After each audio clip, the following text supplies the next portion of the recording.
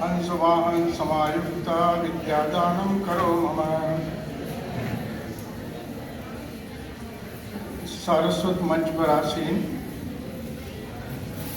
विद्वत मंडली, आदरणीय तिवारी जी, सत्र के सभापति विद्वान भाई हमारे बहादुर सिंह परमार जी, शरद सिंह जी, आदरणीय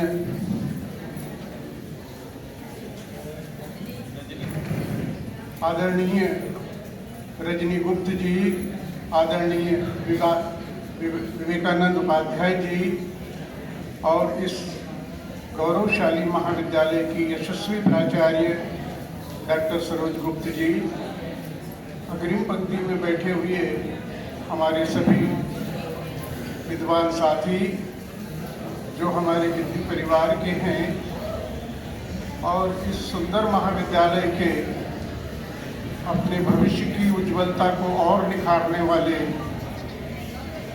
प्यारे प्यारे विद्यार्थियों। जैन साहब कोई खड़ा नहीं रहेगा, सब बैठ जाए। मैं एक प्रार्थना कर रहा हूँ, एक बूढ़ा आदमी बच्चों से प्रार्थना कर रहा हूँ, जिसको बाहर जाना है वो अभी चला जाए। बाहर से अंदर तो आ सकते हैं और अभी जाना हो चले जाएं 2-4 मिनट में, लेकिन मैं आपके कीमती समय में से केवल आधा घंटा चाह रहा हूँ कि थोड़ा बहुत आप सुन लीजिए। शायद जीवन के किसी अंधेरे मोड़ पर काम आ जाए आपको।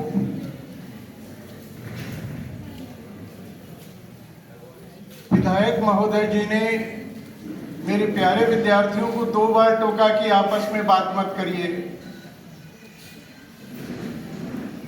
ये अच्छी बात नहीं है। जीवन में किसी बिंदु पर तो आप अनुशासित बताइए। एक कारीगर कौशल करता है तो पूरी तन्मयता के साथ वो उसको गढ़ने में पूरा जीवन लगाता है, तब जाकर के वो चीज निखर के आती है। आपको जीवन बनाना है।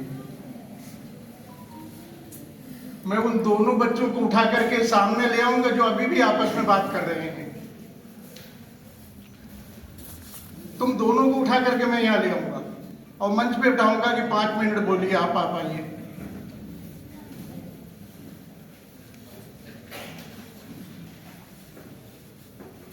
प्राचार्य महोदय की व्याख्यान में मैंने कहीं सुना है कि इस सभागृह का नाम आदि गुरु शंकराचार्य के नाम से रखा गया है। बहुत महत्वपूर्ण विषय दिया है भारत सरकार ने, राज्य सरकार ने, हमारे महाविद्यालय ने, हमारे समाज ने, हमारी संस्कृति ने। ये जो जीवन के 25 से 50 वर्ष है ना बेटा बेटी, ये सोने से भी ज्यादा कीमती है आपके जीवन के लिए। इसको समझिए थोड़ा सा ठहर करके। माँ पिता ने आपको दिन भर का समय महाविद्यालय में बिताने के लिए दिया है। आपने कभी हिसाब लगाया है कि इस दिन भर के समय को जो मेरे माता पिता ने अपने श्रम की पसीने की बूंदों को मिट्टी में मिलाकर के मुझे दिया है, उसका मैंने कितना उपयोग किया है? 8 घंटे में या 6 घंटे में या 12 घंटे में? कहीं किसी बिंदु पर हिसाब लगाया है? बिस्तर पर जाने के पहले या निद्रा की गोद में सोने के पहले? और पिछले 25 वर्ष का हिसाब लगाइए, क्या पाया क्या खोया? कहीं पर एक बिंदु पर गंभीर हो जाइए बेटा, जीवन सुधर जाएगा। जीवन टल्लेबाजी का नाम नहीं है कि सड़क पर पत्थर दिखा और ठोकर से उसको फाड़ फेंक दिया। ऐसा नहीं है जीवन। बड़े भाग मानुष तन पावा, सब दुर्लभ सद ग्रंथन गावा, सब कह रहे हैं आदि ऋषि से लेकर। अभी नारद और सनत का संवाद सुना कि नहीं सुना? क्या सुनकर के फेंक देने के लिए था? ये ऋषि की वाणी आकाश से उपजी, ब्रह्म में उसका नाद हो रहा है। आपके भीतर भी ब्रह्म बैठा है, उसको तो पहचान लो। आज के विषय है भाषा संवर्धन के माध्यम से हम जीवन में कुशलता कैसे प्राप्त कर सकते हैं। जिस सभागृह का नाम आदि गुरु शंकराचार्य पर है, यद्यपि नीचे जो आदि गुरु शंकराचार्य लिखा हुआ है, आदि गुरु में र गलत लिखा हुआ है, र में बड़ाऊ की मात्रा दी है, र में छोटाऊ की मात्रा होती है। और अरुणमय मधुमय देश हमारा, अरुण भी जहां जहां आया है वहां सब गलत है। आप सुधार सकते हैं उसको, आप ये पहल कर सकते हैं कि मैंने तो चंद्रगुप्त के उस सेलुकस की बेटी कार्निरिया को ये गाते हुए सुना है प्रसाद जी के नाटक में। ये है विद्या का कौशल, ये है भाषा का कौशल। हमको भाषा के ऊपर ध्यान देना है। गंभीरता से सुन लीजिए। हाँ, मेरी प्रार्थना है आपसे, अभी भी जिसको जाना हो चला जाए। भैया बैठ जाइए आप तो, वो सब मेरे बेटा बेटी समझदार है, क्योंकि भारत के बेटे हैं वो, कोई इंग्लैंड अमेरिका या अफ्रीका के थोड़ी हैं।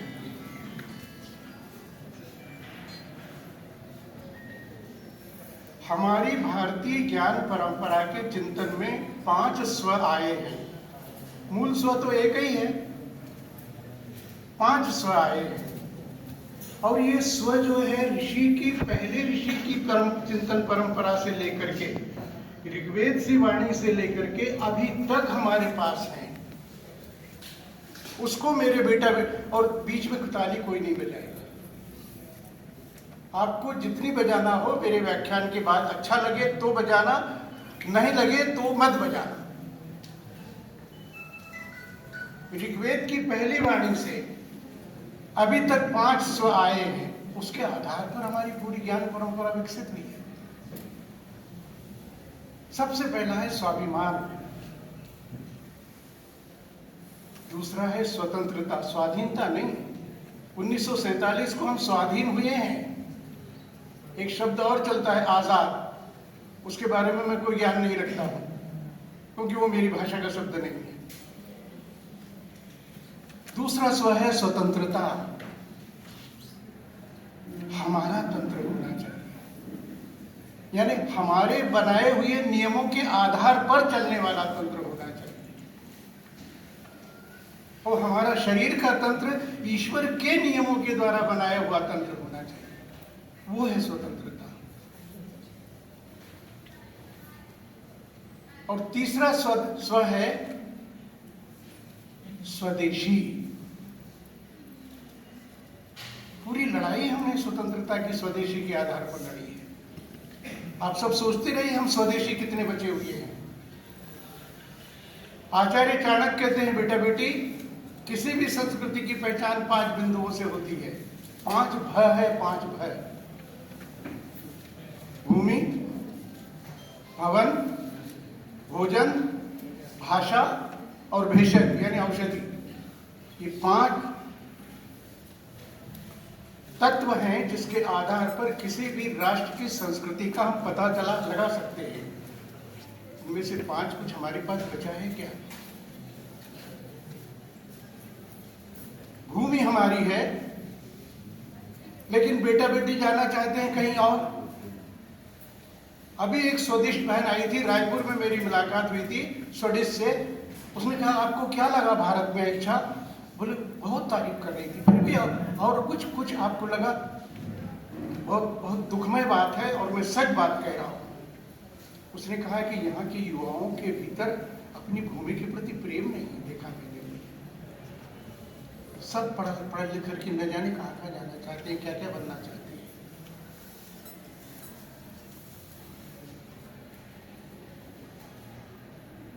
हमारा यजुर्वेद का ऋषि कहता है, भूमि माता पुत्र हम पृथिव्या। भूमि मेरी माता है, मैं उसका पुत्र हूं।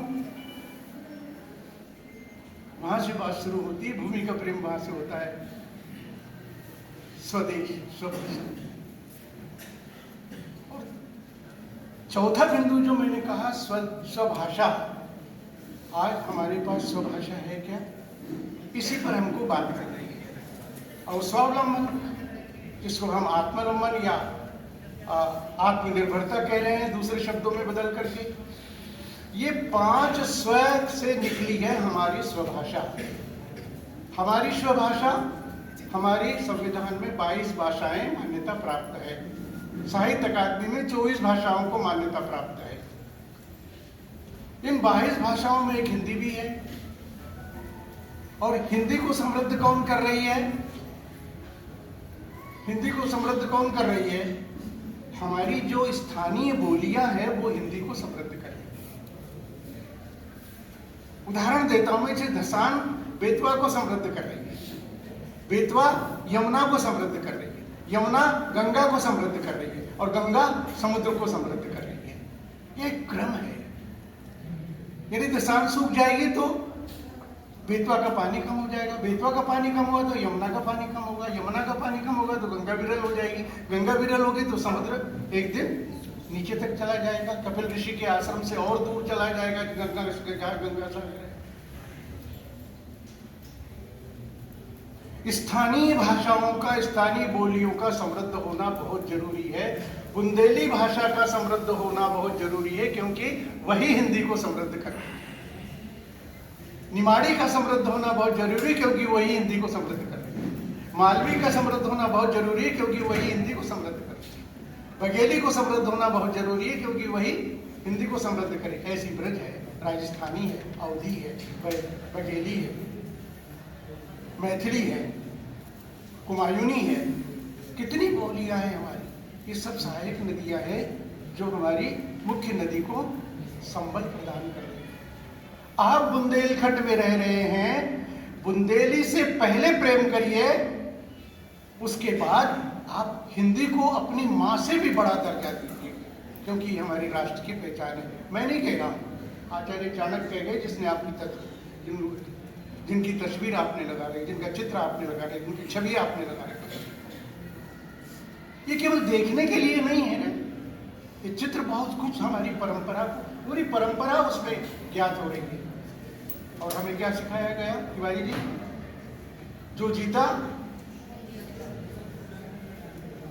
इस चोटीधारी आदमी ने सिकंदर को नदी पार नहीं होने दिया। चंद्रगुप्त जैसा सम्राट खड़ा कर दिया, चंद्रगुप्त जैसा वीर सपूत खड़ा कर दिया, और सिकंदर का सेनापति जो सेलुकस है, उसकी बेटी ने ये गीत गाया है, अरुण या मधुमय देह समार। वो भारतवर्ष पर इतनी मोहित हो गई थी, सम्मानित हो गई थी, वारी न्यारी हो गई थी, निछावर हो गई थी, यहीं रहना चाहती, कहीं नहीं जाना चाहती। इस ज्ञान की परंपरा में हमारी ज्ञान, विज्ञान, बौद्धिक परंपरा, अभी नारद जी ने कहा कि ज्ञान से भी बड़ा विज्ञान है। विज्ञान को उन्होंने इसलिए कहा है कि विज्ञान वह प्रक्रिया है जिसके माध्यम से हम ज्ञान के सत्य तक पहुंच सकते हैं। तुलसीदास जी यदि बालकांड में कहते हैं कि अर्थ धर्म कामादिक चारी, कहूं ज्ञान विज्ञान विचारी। वो सरयू के किनारे बैठा हुआ, वो मंदाकिनी के किनारे बैठा हुआ, वो गंगा के किनारे बैठा हुआ ऋषि कह रहा है कि मैं अर्थ धर्म काम, ये मोक्ष, ये चारों पदार्थों की व्याख्या ज्ञान और विज्ञान सम्मत कर रहा हूं। मेरा कोई ज्ञान विज्ञान ग्रंथ जो है बिना विज्ञान के है ही नहीं। विज्ञान वो नहीं जो पदार्थों के आधार पर हमने विदेश से हम लाए हैं। हमारा ज्ञान वो है जो तत्व चिंतन के माध्यम से हम संपूर्ण जगत को देखते हुए उनमें सत्य की खोज की है, और उन अणुपरमाणुओं को जोड़ करके हमने एक बहुत सुंदर भौतिक देश की रचना की, जिसका नाम भारतवर्ष है।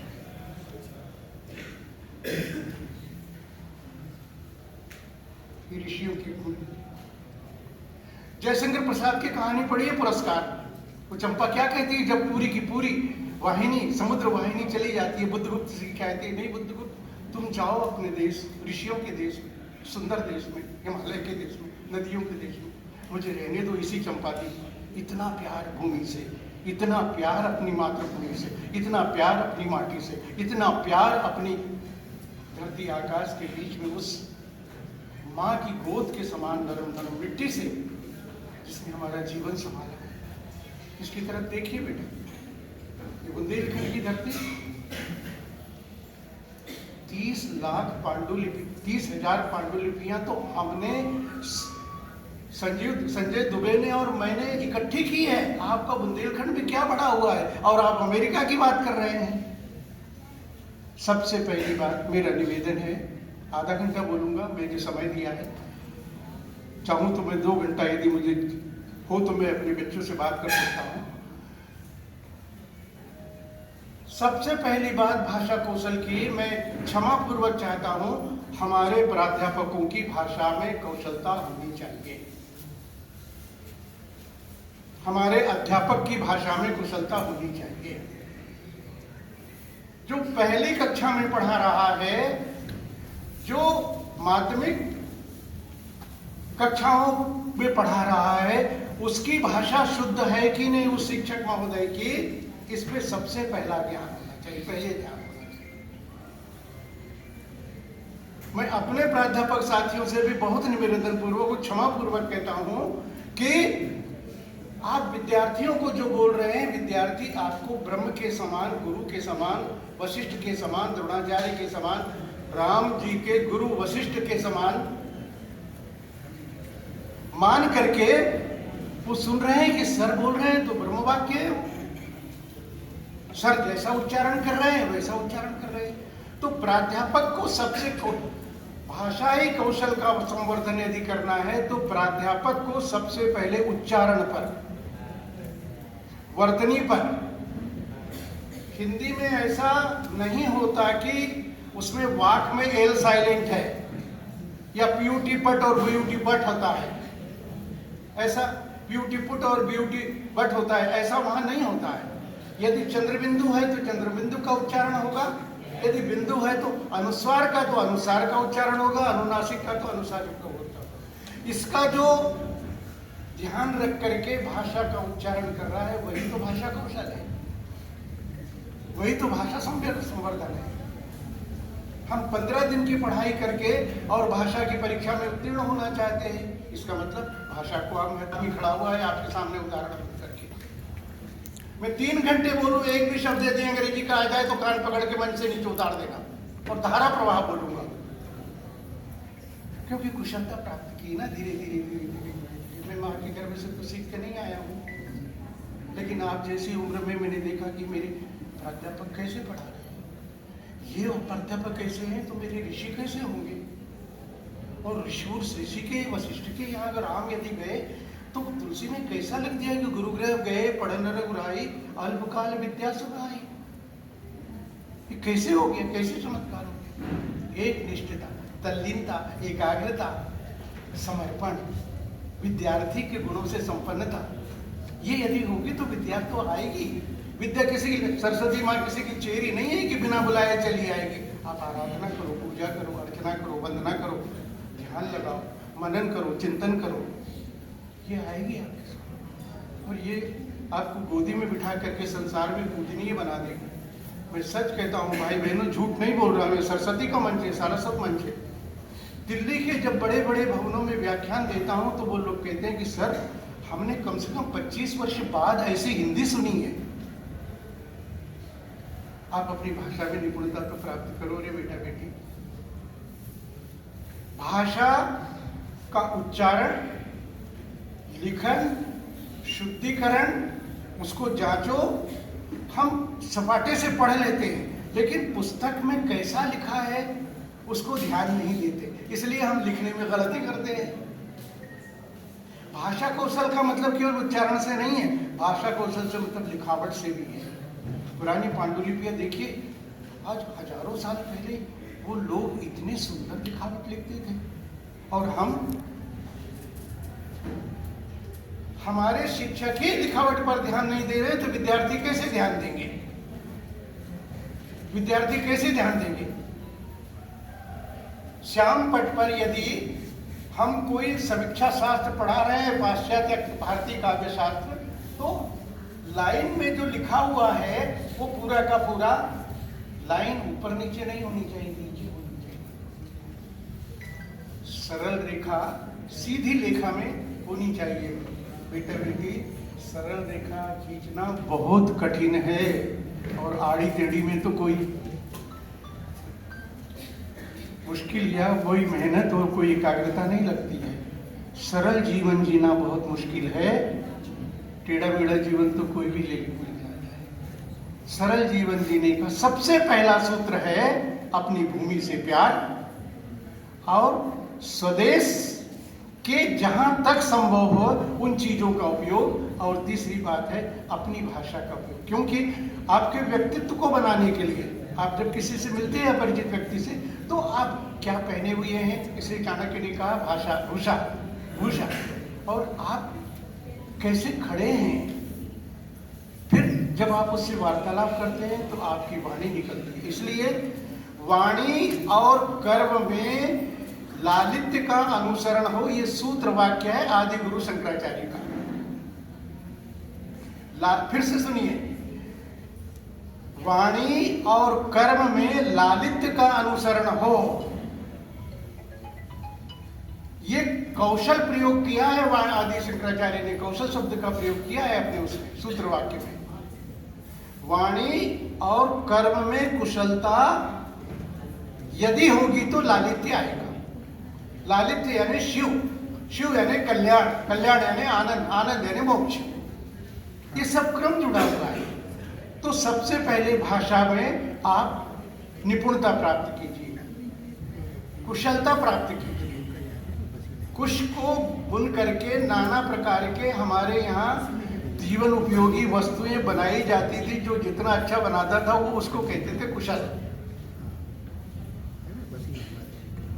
तो ये जो तमाम सारी चीजें हैं, हम कहते हैं कि कैसा था मेरा बाल बनने के बाद पहले ये क्षेत्र और आज कैसा है, परिवर्तन क्या आया, ये फिर किसी के पास नहीं होगा। क्यों नहीं? आप उसने उसको देखा, किसी के मन में आया, मेरे मन में भोजन करते करते आया कि कितना बड़ा काम है भाषा कौशल का। लेकिन जाना पड़ेगा आपको भाषा के माध्यम से, उन लोगों को देखना पड़ेगा, क्योंकि उनके पास अंग्रेजी नहीं है। सर क्या है, सर लास्ट मंथ में मैं हॉस्पिटल में एडमिट था क्योंकि मेरी तबीयत ठीक नहीं थी, प्लीज इसलिए मेरी अटेंडेंस 75% नहीं हुई ना, प्लीज मेरी अटेंडेंस 75 कर दीजिए ना, ताकि मैं एग्जामिनेशन में इंटर हो सकूं। ये हमारी भाषा है। क्या सिद्ध करना चाहते हैं आप? क्या चाहते हैं? इस देश को कैसा बनाना चाहते हैं और अपने आप को क्या बनाना चाहते हैं?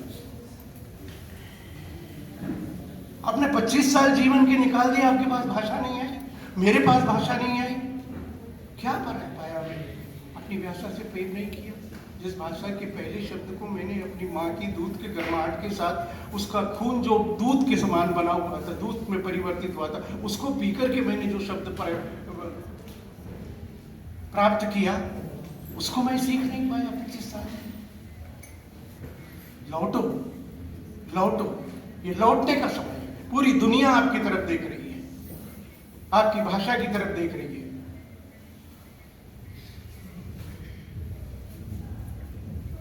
पहली बार जो ट्रंप राष्ट्रपति बने थे, उसके पहले जो राष्ट्रपति, अमेरिका के राष्ट्रपति थे, नाम बताए कोई?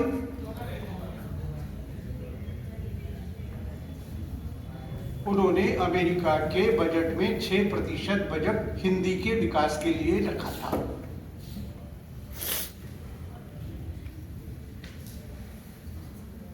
ये जो भाषा कौशल है, वो आपको पहले बुंदेली सशक्त होगी आपकी, फिर हिंदी सशक्त होगी। संसार की आपको 10 भाषाएं आए, बहुत अच्छी बात है, होना ही चाहिए। संसार उस गति से बढ़ रहा है, हमको भी उससे, लेकिन आपको अपनी भाषा आती है कि नहीं आती? दूसरी बात, विज्ञापन का क्षेत्र इतना विस्तृत पड़ा हुआ है। मेरी जानकारी में ठंडा मतलब कोका कोला, ये जिस व्यक्ति ने बनाया था उस समय उसको 5 करोड़ दिए थे। आप कहते विज्ञापन, वो आप कहते रोजगार नहीं है। आप अपने दिमाग की खिड़कियां खोल करके रखिए, बहुत सारा क्षेत्र पड़ा हुआ है। आपके हाथ में माता पिता ने मेंढक दे दिया है, पता नहीं क्या क्या देखते रहते, लेकिन उसमें इतनी चीजें आ रही है, इतनी चीजें आ रही है, जिससे आप घर बैठे बैठे कम से कम 25-30 हजार तो कमा ही सकते हैं। ये तो मेरा अनुभव है, और कमा रहे हैं लोग बात। विज्ञापन का क्षेत्र इतना विस्तृत है, सारी चीजें तो विज्ञापन के माध्यम से बिक रही है। हमारे चौके से लेकर और बाजार तक सब तो विज्ञापन के माध्यम से इसमें आ रहा है और इसमें आ रहा है। आप कुछ रेल देखने जा रहे हैं, पहले विज्ञापन आएगा, फिर रेल की सूचना आएगी। तो विज्ञापन का क्षेत्र और विज्ञापन के क्षेत्र में अच्छी भाषा बोलने वालों का सर्वथा अभाव है। क्योंकि अच्छी भाषा इसलिए वो चाहते हैं क्योंकि हिंदी के माध्यम से ही आप भारत के 140 करोड़ लोगों के घर में पहुंच पाएंगे। वो इस बात को समझ गया है बाजार, इसलिए बाजार का क्षेत्र हिंदी के कौशल के लिए बहुत बड़ा है। आप घर बैठे बैठे या आपको कंपनी में बैठे बैठे बहुत सारा विज्ञापन का मैं व्याख्या करूंगा तो समय बहुत हो जाएगा। दूसरा क्षेत्र आपका अनुवाद का क्षेत्र है। भारत सरकार के इतने प्रपत्र अनुवाद के लिए आते हैं। यदि आपके पास 2 भाषाएं हैं, यदि 3 भाषाएं तो सोने में सुहागा। संस्कृत, हिंदी और अंग्रेजी है तो बहुत ही अच्छी बात है, लेकिन हिंदी और अंग्रेजी भी है तो अनुवाद के पूरे भारतवर्ष का क्षेत्र पड़ा हुआ है। हमारी अन्य भाषाओं के साहित्य को हिंदी में अनुवाद करने की बहुत आवश्यकता भी है। प्रत्येक महाविद्यालय और विश्वविद्यालय में इसके विभाग खुल रहे हैं ताकि संपूर्ण भारत का साहित्य आपस में भाषा के माध्यम से। हिंदी का क्षेत्र 7 राज्यों में 8 राज्यों में फैला हुआ है तो उसका पाठक वर्ग बढ़ा हुआ है। यदि आपको अनुवाद करना है, तीसरी बात मैं महत्वपूर्ण बताने जा रहा हूं कि एक क्षेत्र है जिसकी तरफ ध्यान किसी का नहीं गया।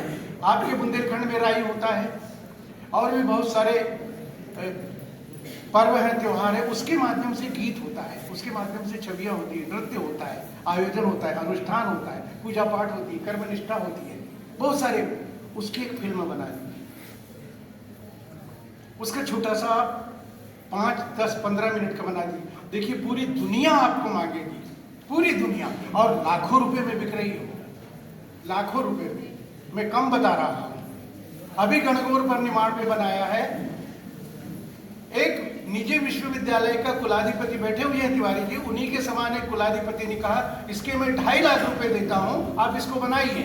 और 3 महीने में उस बेटे ने बना दी, आदित्य चौरे ने, उसने बना दी और 2.5 लाख रुपए मिल गए उसको 3 महीने में। तो क्षेत्र बहुत बड़ा पड़ा हुआ है।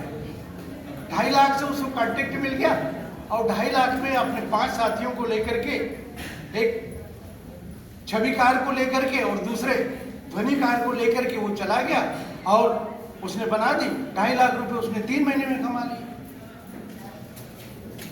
तो क्षेत्रों को खोलिए, आप जानकारी खोलिए, इसमें आप अन्य चीजें न देख करके इस तरह की जानकारी को लेकर के, आपके पास बहुत बड़ा संसाधन है मोबाइल के माध्यम से, बात पेटी के माध्यम से। उस बात पेटी में बहुत सारी चीजें आ रही है, देश विदेश की बहुत सारी चीजें आ रही है, लेकिन भाषा की शुद्धता आपके पास हो। तीसरा बहुत बड़ा क्षेत्र है, शायद आपको मालूम नहीं होगा, कोई पत्रकार बंधु बैठे हो, केवल पत्रकारिता में 18% या 20% या 25% आपूर्ति ही हो रही है। हर बड़ा पत्रकार कह रहा है संपादक के साथ हमको अच्छी भाषा जानने वाले बेटा बेटी नहीं मिल रहे हैं। पत्रकारिता में तो बहुत अच्छे अंक प्राप्त करके हमारे पास आ जाते हैं, लेकिन उनके पास भाषा नहीं है, उनके पास भाषा नहीं है, उनके पास कोई राजन माथुर नहीं है, उनके पास कोई राहुल बारपुते नहीं है, उनके पास कोई विद्यानिवास मिश्र नहीं है। ये बड़े पत्रकार नहीं है उनके पास।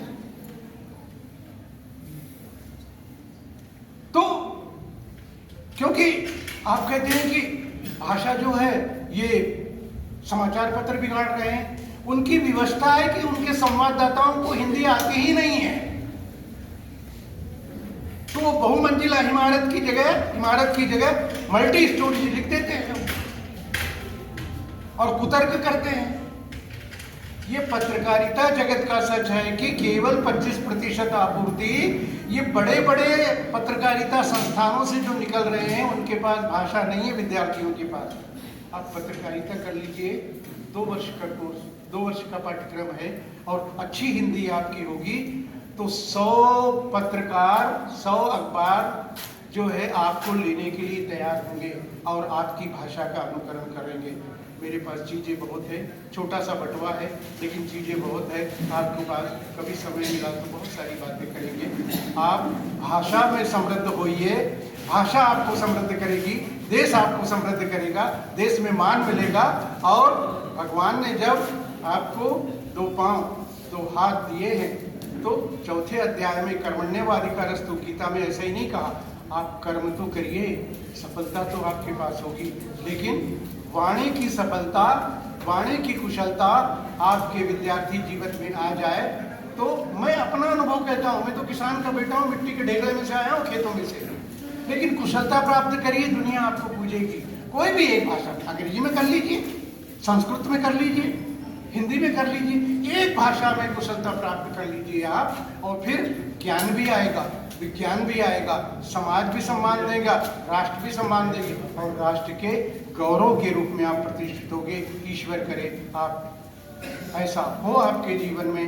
आप उज्जवल भविष्य की परिभाषा लिखने के लिए इस सुंदर महाविद्यालय में, ऐसे महाविद्यालय सभी सुंदर हैं, उसको पढ़ने के लिए आए, अपना आत्ममूल्यांकन करके स्व की तलाश करिए, और इस अपने देश को स्वदेश मानते हुए निरंतर निरंतर अपनी माँ, मातृभूमि और मातृभाषा, इन तीन का सम्मान करते हुए आप आगे बढ़िए। वंदे मातरम।